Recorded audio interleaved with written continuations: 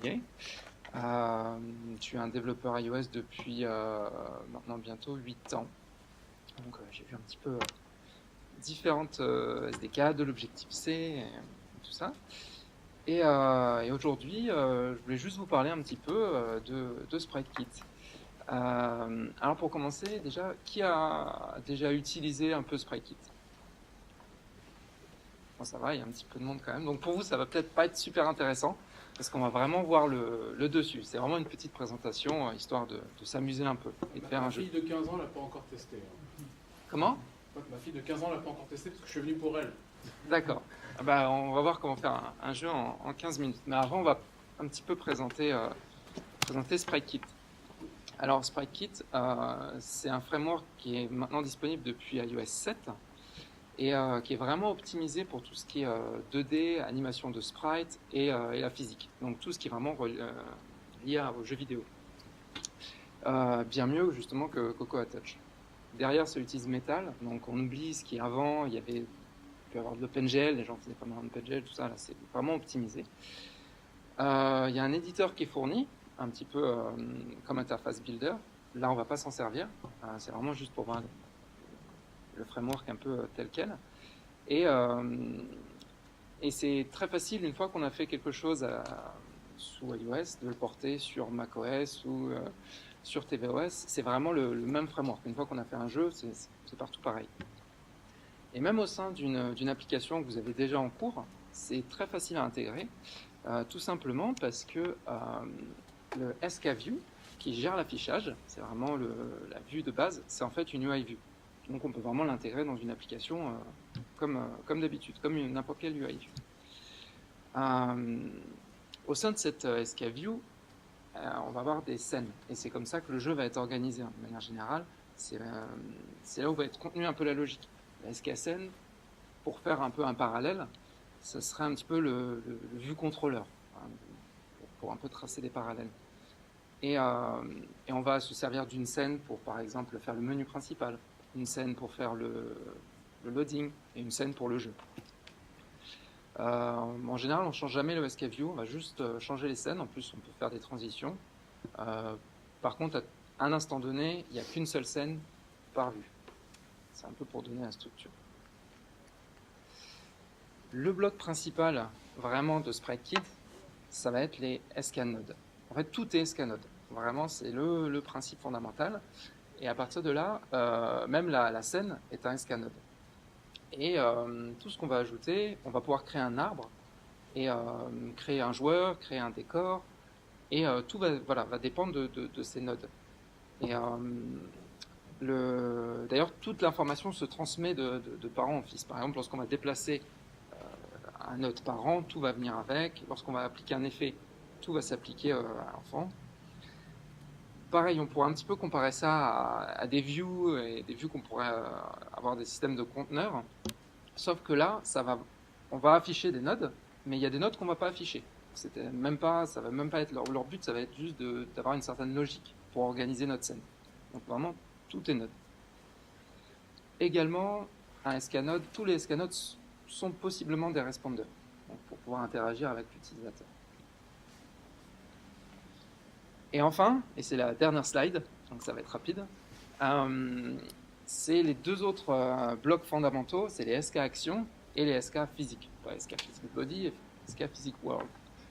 Une action, c'est vraiment ce qui va permettre, ça va être joué par un node, et on va permettre de déplacer des objets, de jouer des animations, ce genre de choses. Et les Physique World,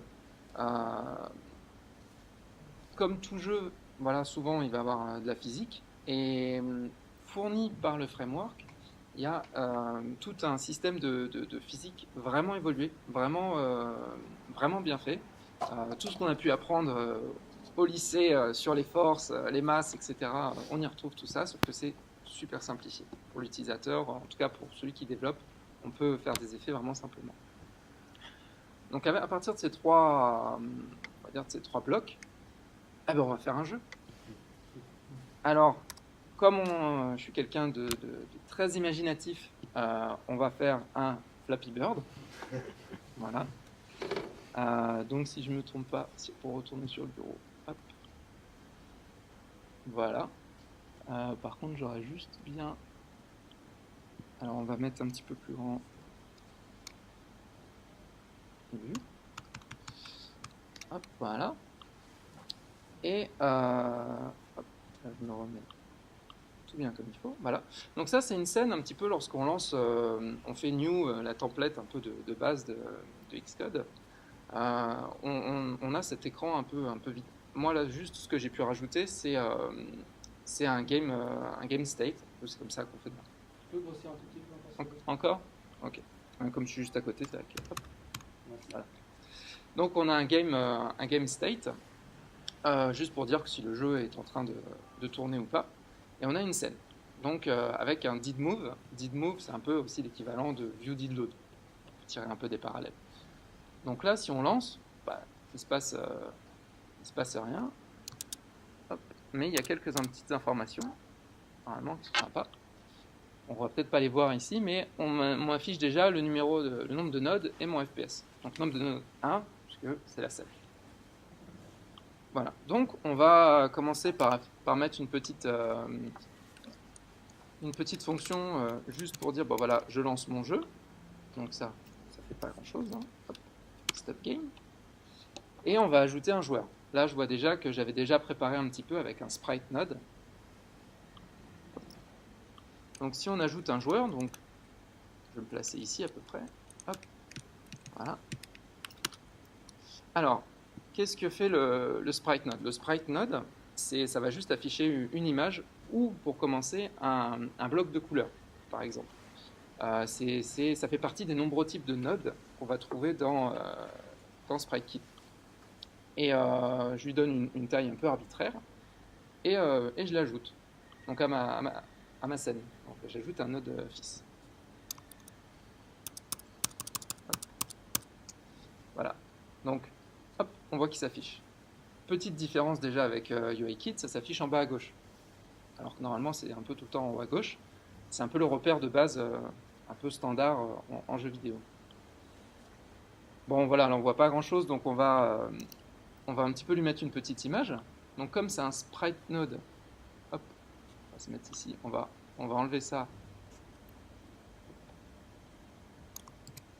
Voilà, et lui donner une image. Donc on a cette catalogue.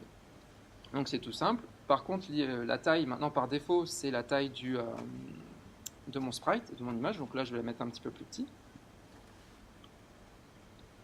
Et on relance encore.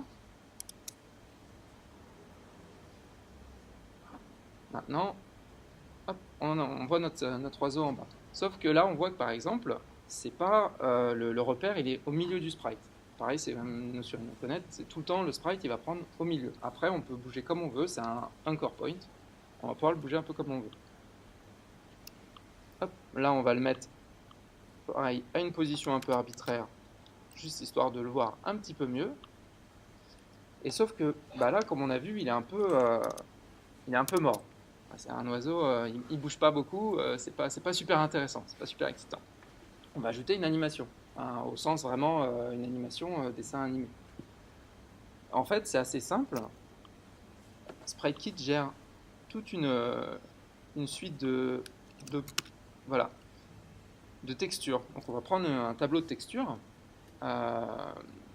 Tout à l'heure, on a mis une image, mais en fait, derrière, les sprite nodes utilisent des textures. Les textures, ça va être, pour SpriteKit, un moyen d'optimiser derrière. Donc, on ne voit pas trop comment, mais il va chercher à les optimiser à sa manière, selon le contexte dont on va l'utiliser. Donc, je ne vais pas rentrer dans les détails, mais en tout cas, les textures, voilà, vraiment ce qui est utilisé. Donc, et là, va rentrer en jeu une première action. Donc, notre action, en fait, on va lui dire juste anime-moi ce tableau d'images qu'on a mis. Et on peut les concaténer, ces actions. Donc, cette action, on va lui demander de répéter continuellement, puisqu'on veut que notre animation joue en boucle. Et notre player node, eh bien, il va jouer cette animation.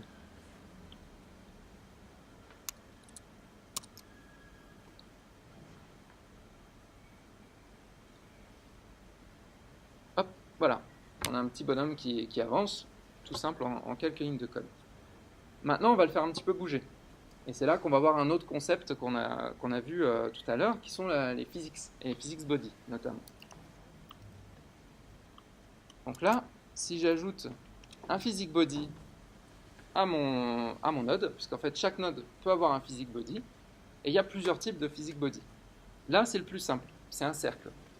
Mais il faut savoir qu'on peut aussi faire des carrés, on peut faire des polygones, ou même on peut demander à SpriteKit de vraiment coller à notre sprite, ce qui va permettre de faire des détections et des collisions super sympas, mais ça demande énormément de performance, enfin, c'est vraiment impactant. Le plus simple, c'est de faire des cercles.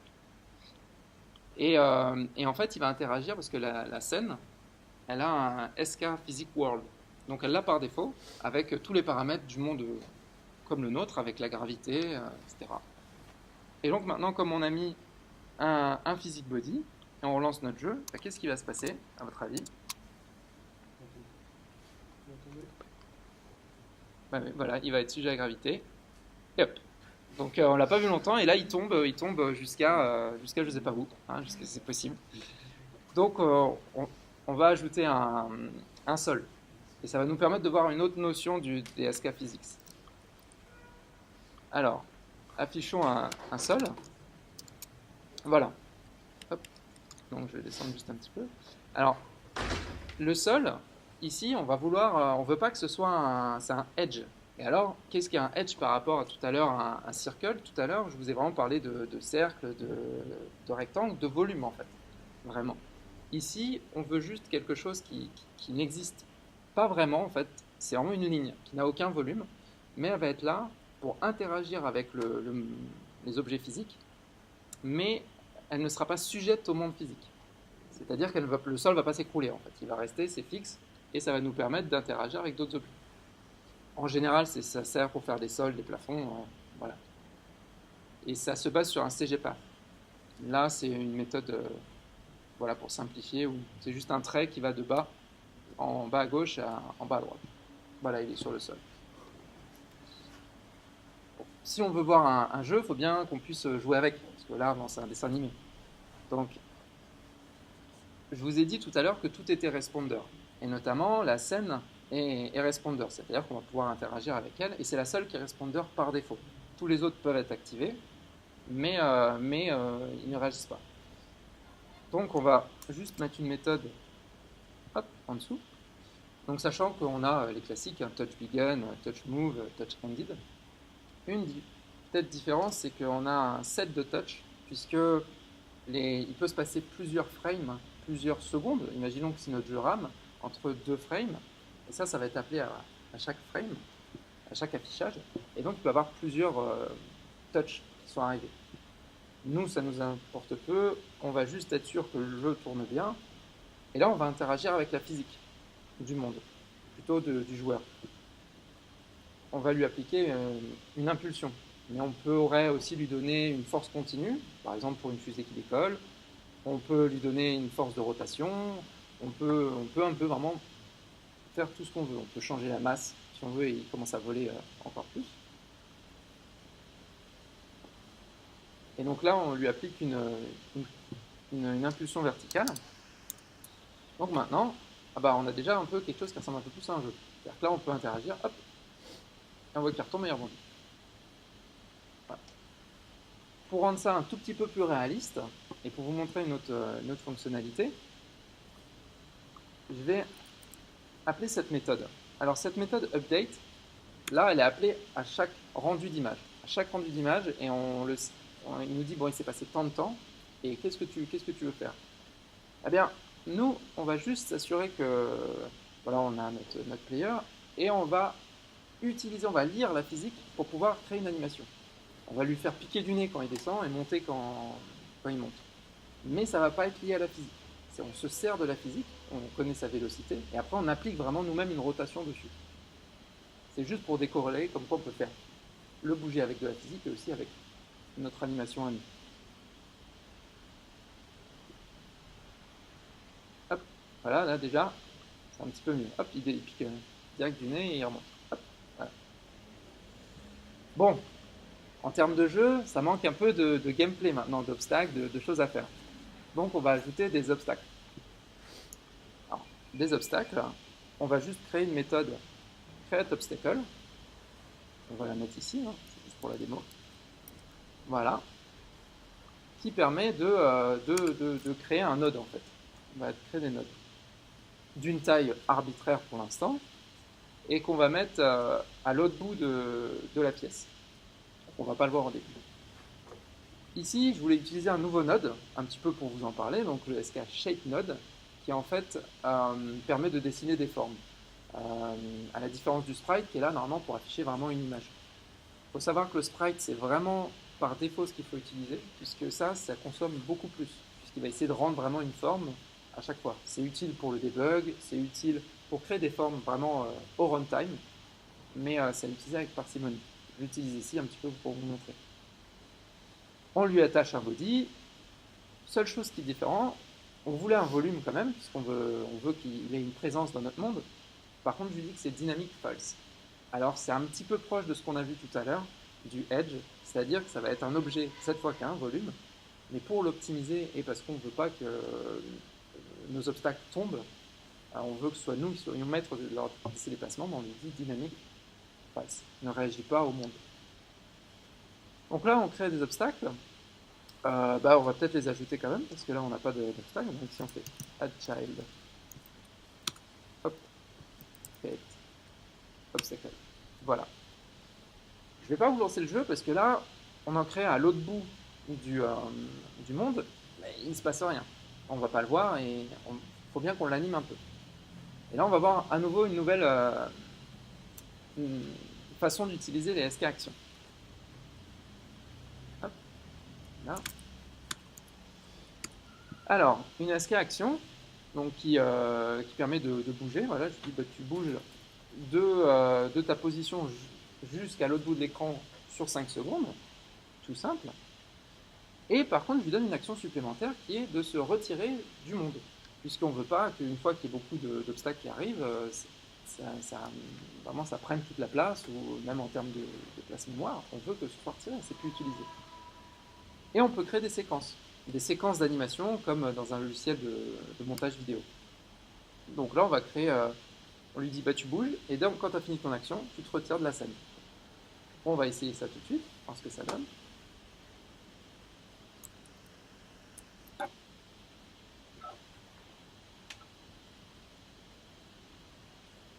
Voilà, donc là on a un petit obstacle qui arrive et voilà, j'ai perdu. On va en ajouter un petit peu plus et on va aussi un petit peu les randomiser un peu leur taille, etc., histoire de rendre la chose un peu plus intéressante. Alors, pour ajouter plusieurs obstacles, on va enlever ça et on va voir encore une nouvelle façon d'utiliser les actions. Tout simplement, une action peut aussi être liée à un bloc. Et ça, comme tout bloc, on peut mettre ce qu'on veut. Donc moi, je lui dis, dans mon action, c'est que tu crées un obstacle et tu l'ajoutes à ma scène. Après, je lui dis d'attendre. Je lui marque une pause. Et tu m'en fais une séquence. Et cette séquence, tu la répètes indéfiniment. Et je lui dis que c'est à la scène de faire ça. Ça, on va voir qu'il y a plein maintenant d'événements qui arrivent, plein d'obstacles. Et puis on va un petit peu refactorer juste create obstacle rapidement. Donc là, hop. Voilà, en fait, ce qui se passe, c'est juste ces petites méthodes-là qui sont juste pour mettre un random sur la taille, avec une taille minimum, et un random en haut ou en bas. Hop, on va lancer notre jeu, et voir si maintenant c'est un peu plus intéressant.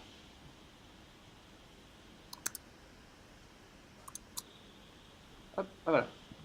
Là, là, ils sont tous en haut, donc c'est pas génial.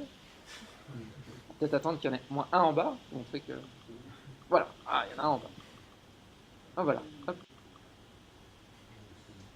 Bon, maintenant on voit, mais là on peut pas perdre. Donc ça enlève aussi un peu de jeu, donc on va avoir une nouvelle notion. C'est la notion de contact physique. C'est-à-dire que lorsqu'il y a des collisions, on veut que nous on soit informés. Et comme un petit peu tout dans iOS, c'est une notion, c'est un delegate. C'est-à-dire que le physic world, il a un delegate pour connaître quand est-ce qu'il y a des actions ou des interactions. Donc on va le mettre à la fin de notre monde ici, et on parle de contact delegate.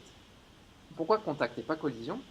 Tout simplement, par souci d'optimisation, on voit déjà que toutes les collisions étaient là, tout fonctionnait. Par contre, nous, on veut avoir le contact que lorsque, par exemple, un joueur va toucher le sol ou va toucher un obstacle, mais pas lorsqu'un obstacle va toucher le sol. Par exemple, ça ne nous intéresse pas. Hop, donc ça permet de différencier. Donc là, on va vite fait ajouter la petite extension pour dire qu'on est en contact et pour vous montrer un petit peu ce que je disais. Là, si je mets un breakpoint ici et on lance le jeu, il va rien se passer en fait, alors que pourtant il y a des collisions. Hop, là, il ne se passe rien. Donc on va devoir catégoriser notre monde physique, lui donner un petit peu. Donc ça, on va créer une petite structure. On va mettre ici pour souci de simplicité. Et c'est un bitmask. Et c'est comme ça qu'on va pouvoir catégoriser tout notre monde physique. Ici, j'ai juste mis qu'il y a un joueur, un obstacle et un sol. Et dans notre setup de notre jeu, hop, on va catégoriser, on va commencer avec le joueur. Le joueur, alors il y a plusieurs choses à dire. Je dis, le joueur, tu es joueur, tout simplement, de la catégorie. Tu rentres en collision avec le ground et avec les obstacles. Ça le faisait déjà avant, mais maintenant, c'est nous qui l'avons spécifié. Et par contre, je veux que j'ai des contacts avec le sol et avec l'obstacle. Comme on a défini ça tout pour le joueur, pour les autres objets, on a juste besoin de donner leur catégorie, puisqu'on a déjà tout mis en place. Donc ici, on dit que bounce, qui était notre sol, il est en contact. Et on va rajouter dans notre fonction d'obstacle, à la fin, dire que tu es d'une catégorie obstacle. Et là, ça va tout changer. Pas visuellement, mais on va avoir toute l'information qu'on veut.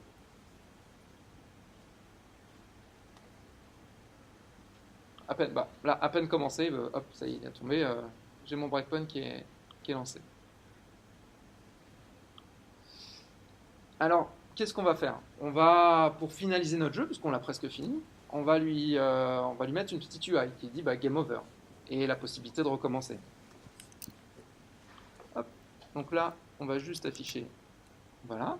Donc, on lui dit le jeu, si tu es en train de fonctionner, tu t'arrêtes. Et on va voir une nouvelle notion qui est la notion de vitesse. En fait, c'est tous les nodes ont une propriété speed qui en fait va jouer sur leurs actions. Et c'est la vitesse dont sont jouées les actions. Et on met à 0. Et comme c'est le node parent de toute la scène, ça va se répercuter sur tous les enfants. Donc en fait le jeu va s'arrêter. Pas la physique, on le verra tout à l'heure. La physique va continuer à tourner. Si on touche en l'air, l'oiseau va tomber. Mais tout va s'arrêter. L'animation, etc. Et on va afficher une UI aussi, pour lui dire qu'est-ce qui se passe. Alors une UI, qu'est-ce qu'on va faire? On va juste créer un node UI qu'on va pouvoir ajouter et enlever en fonction de la situation. Hop, donc on va se mettre ici. Hop, on les y va, on va créer un node. Donc c'est un UI. Là on va mettre ça en commentaire. Et ça nous permet de voir, par exemple, le escale label node. Il faut savoir que faire du texte en jeu vidéo, des fois, c'est assez compliqué. Et SpriteKit, encore une fois, Apple nous donne toutes les clés en main. Ça roule très bien. SKBouton, c'est une petite classe que j'ai faite, que vous pourrez aller voir, qui est vraiment très très simple. C'est juste un sprite, mais qui permet de donner une action. Parce que ça, c'est pas fourni de base. Et voilà. Et donc, j'ajoute mes deux labels et voilà. À mon node général. Et mon node général, je vais juste l'ajouter en bas. Lorsque tout va se passer.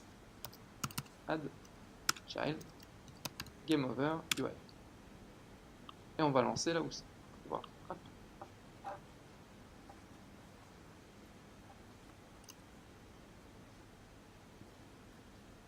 Ah, voilà.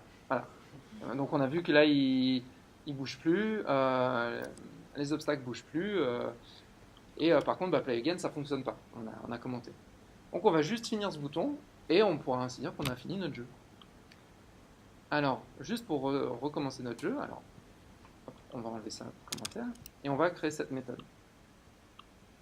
Donc on va la mettre juste au-dessus de Setup Game par exemple. Et je l'ai décomposé en deux méthodes. Une méthode où on va vraiment reset le game et une qui est commune au setup et au reset, qui est finalement de lancer le jeu. D'ailleurs, vite fait, on va se mettre ici, retirer ça, puisque ça c'est commun, et faire un launch game.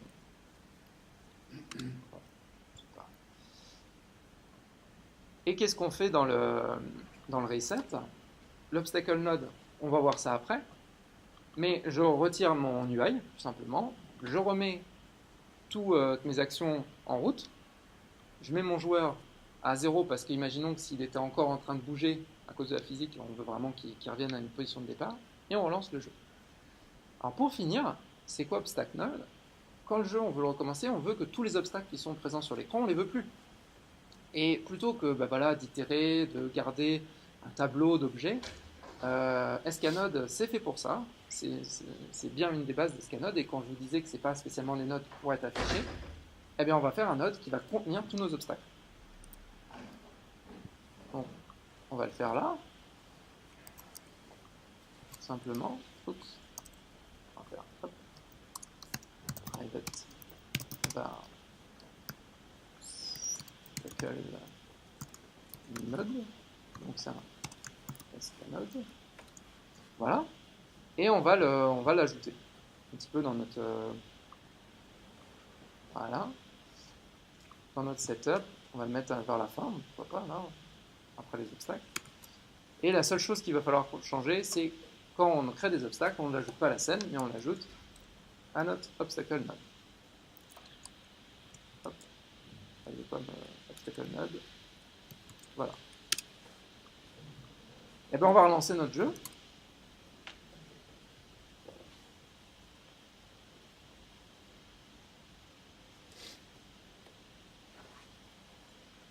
Et là, on va play again, et, hop, et on voit qu'on peut jouer un petit peu. Et lorsqu'on va taper, par exemple en haut, hop, la physique continue, tout s'arrête, et on peut recommencer. Voilà pour le jeu. Faut savoir qu'il y a plein de possibilités de choses à voir. Alors, il ne veut plus me mettre... Hop, voilà. Il y a plein de choses qu'on peut imaginer, mettre du multiplayer, mettre un background, parce que c'est vrai qu'il n'y a même pas de... mettre du scoring, voilà. Mais on a la base du jeu, et ça a été en 15 minutes, à peu près, un petit peu plus, et avec moins de 200 lignes de code. Voilà.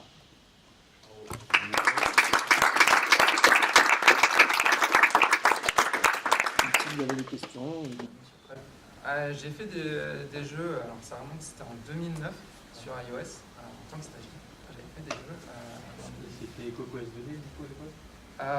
Oui, mais en fait, non, ça avait même été quelque chose qu'on avait fait complètement en interne.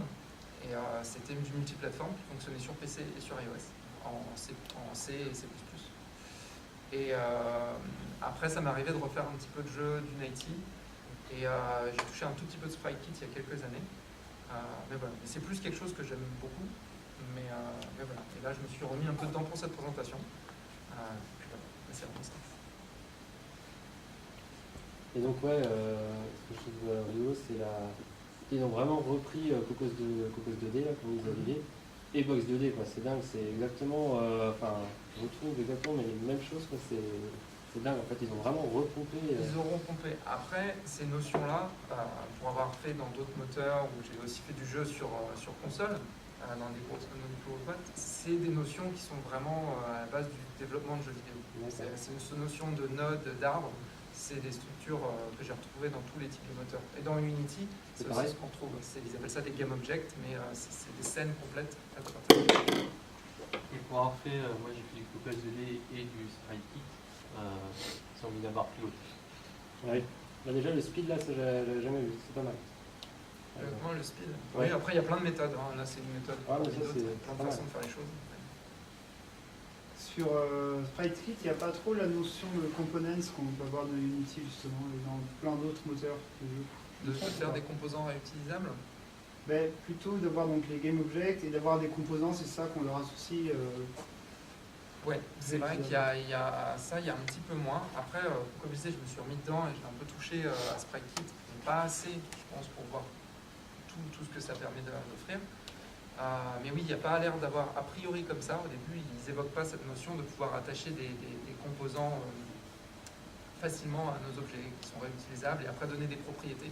Après, je pense que c'est des choses qui peuvent se coder, tout simplement avec des systèmes de protocole, tout ça, et voilà, dire que, bah, tiens, il a le composant en marche, et comme ça, il marche ce genre de choses. Du coup, au niveau comparaison SpriteKit Unity, hormis le fait que SpriteKit soit que sur l'environnement, sur les OS Apple, au niveau complexité de prise en main et de dev d'un jeu comme ça, par exemple. Bah, en fait, Unity, c'est vraiment bien dès qu'on va vouloir faire quelque chose de plus conséquent, clairement, et puis on peut toucher toutes les plateformes. Ça, c'est vrai que autant y aller sur Unity. Maintenant, SpriteKit, nous, on l'avait utilisé, par exemple, à l'époque, pour faire un jeu, un serious game un peu, mais qui était que sur iPad. Et la complexité n'était pas grande, en fait. C'était vraiment une suite d'affichage avec des petits jeux, vraiment à jouer, des trouver l'objet, ce genre de choses. Ça ne servait à rien d'apprendre Unity, d'installer quelque chose de nouveau. Là, on reste quand même dans le même environnement, donc pour quelque chose de simple, et si en plus c'est une commande que iOS, SpriteKit. Si c'est plus gros, Unity. Après, il peut y avoir le Godot Engine aussi, qui peut être intéressant à utiliser. Comment? Godot, je sais pas, vous connaissez Godot aussi? J'ai jamais entendu parler. Ça peut être intéressant parce qu'au départ, c'est un moteur qui est plutôt prévu justement pour les sprites et que de la 2D, plateforme, etc. Et l'idée ici, c'est qu'on peut déployer ça en HTML5, etc. Donc c'est aussi une manière de monétiser assez rapidement certaines choses. Et ils ont des runtime qui fonctionnent pas trop mal. Et dernièrement, il y a eu une dernière mise à jour avec un moteur de rendu assez balèze au niveau image de synthèse, photoréaliste, etc. Il y a pas mal de choses à faire. C'est à prendre en compte. Mais pareil, Unity, ça permet de faire des choses super puissantes. Là, on n'a pas évoqué non plus, parce que Unity, ça groupe tout. Et d'ailleurs, avant, c'était de la 3D Unity. Et il y a maintenant bien 3 ans, 3-4 ans, ils se sont spécialisés aussi dans la 2D. Mais bon, nous, on a l'équivalent SimKit aussi, qu'on appelle du Sim, et qui permet de faire la 3D. Mais c'est vrai que SpriteKit, c'était vraiment de la 2D. Unity, c'était 3D first, et maintenant, ils se mettent à la 2D. C'est deux solutions qui valent, tout à fait. Après, si tu veux utiliser à peu près le même, les nodes, etc., les actions, les séquences, exactement, vraiment comme SpriteKit et cross-platform, tu as Cocos 2DX. Par contre, c'est en C++. Oui. Mais ils ont... Et eux, ça fait longtemps qu'ils existent. En plus. Voilà, et puis ils ont copié le retain pattern, retain count, etc. Donc, tu n'as pas trop à gérer la mémoire toi-même. Donc, non, c'est bon.